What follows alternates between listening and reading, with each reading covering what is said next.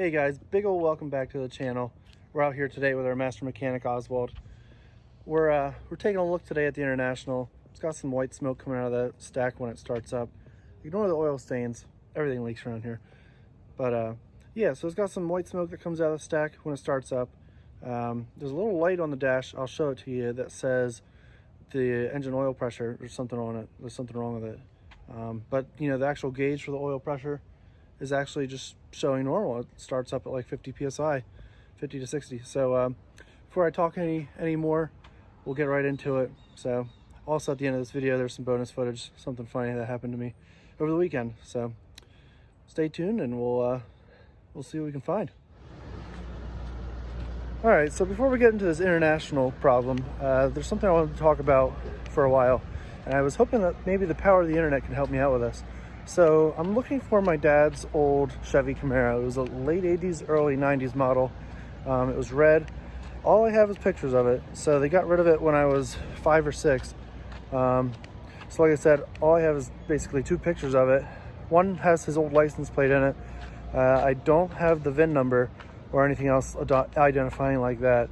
So I know it's kind of a long shot here, but I figured I'd put it out there and see if anyone has, you know, the connections or the know-how to figure something like that out. So like I said, I'm gonna flash a picture of the license plate. It was owned by, his name was Jerry Bollinger.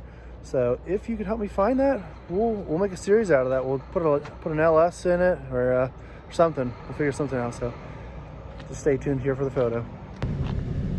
So here's the car. It's a late 80s, early 90s Camaro. It was bought in around 95 to 96. Here's the back side of the car.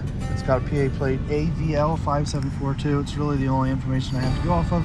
Besides the little sticker on the bumper you see, it was bought at Spangler's in Lancaster, Pennsylvania. It was sold in 2000 and 2001. So if you guys can help me find this, I would appreciate it. Let's see what the power of the internet can do. When you turn the truck on, you got this little engine oil pressure light here, and then you got the engine oil pressure gauge. For some reason, that engine oil light flashes a little bit, but the engine oil pressure seems good. And then after it warms up, that light goes away. So, not really sure what's going on with it. If that's a symptom of something, let me know.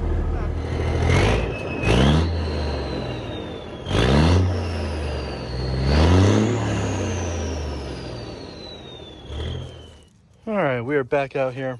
We're gonna be looking at this white smoke issue with this truck. Saw on a forum that sometimes the top end doesn't get oil. So we're gonna pull the valve covers off here and we are going to see if they are getting oil or not. So we'll see you there.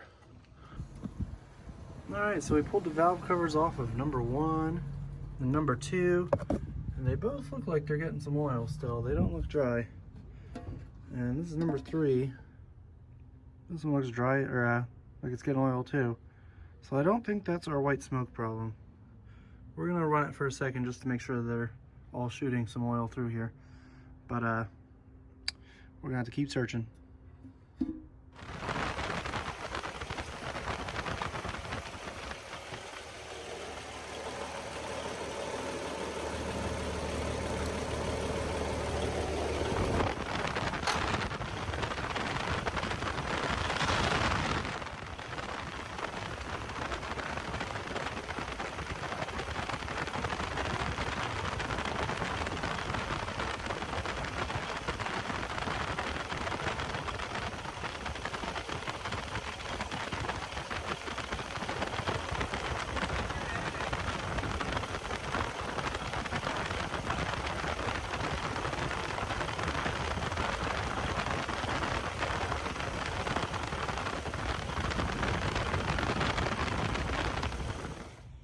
All right, so for you guys out there that know a lot about these engines, you saw it running, so tell me if you think there's something abnormal about this.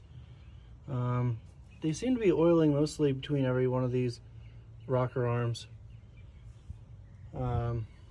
These things, I'm assuming there's supposed to be oil coming out of there, but they're really, this one was dry like that before we started it up, and it's still dry. I mean, there's some oil at the bottom of these reservoirs too. You could tell some was coming out, but I just don't think the flow was what it should have been. if it is, let me know. But like this one, before we started it up, that one was covered and it's still covered. I cleaned that one off when we were running it to see if anything was coming out, and it just stayed kind of like that. So if there is supposed to be more oil than that coming out, or if it's supposed to be like shooting out something, let me know. Drop in the comments, because I'm not completely sure. So I'd appreciate the help. I also saw on a forum that sometimes the smoke could be from a bad diesel or just little diesel. So we're gonna put some diesel in and some diesel treatment and see what happens. I don't know if you can see in there, but it's pretty empty. Alright guys, we're all kind of fueled up here, just a little over half. Put some diesel treatment in it. Got her 120 at 21 gallons. So we'll see how she does.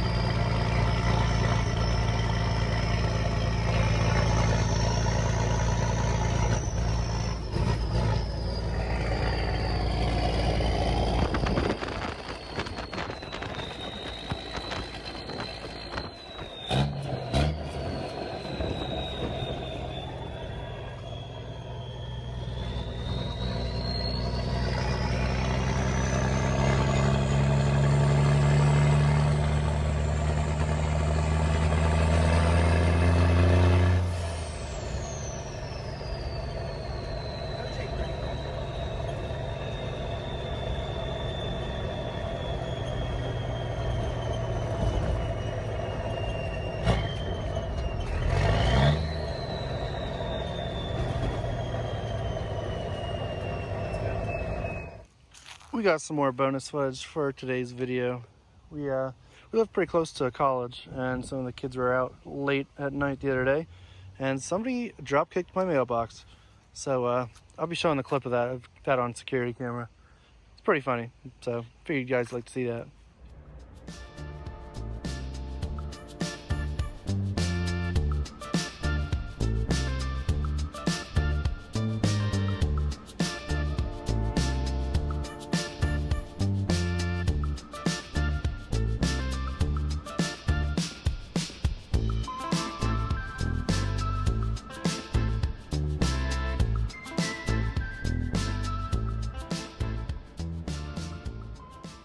So to follow that up, a day later, the guy came back, gave us $100 for the mailbox, and gave us a nice heartfelt letter.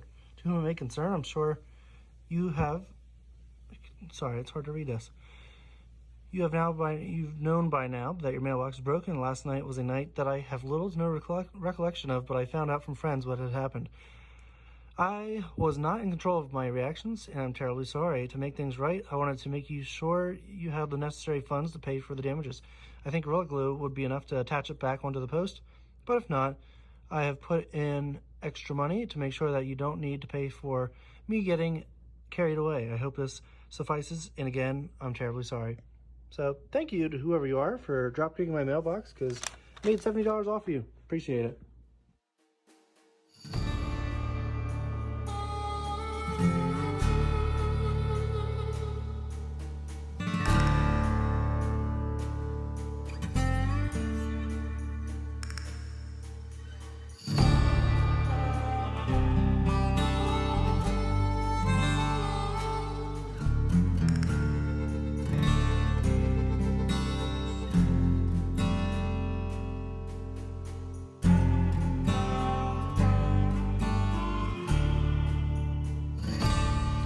Well, she's all back in her home. Got a new box because those kids stole it. But hopefully that's the end of that saga. But like I said, if you're watching this video and you drop kicked it, you're more than welcome to do it again if you're gonna pay me $100 every time. So thanks for watching this video, guys. I know I usually post on Saturdays, but this week I figured I'd put 2 videos out there because I got a lot going on.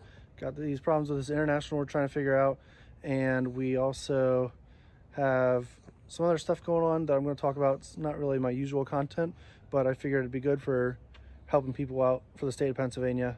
If you're trying to change your name, because that's pretty much what the video will be about, changing your name, and basically my experience with the whole process in Pennsylvania. So without further ado, don't forget to like, comment, subscribe, and stay tuned for the next video. Hope to see you there. Take care. Say bye, Oswald.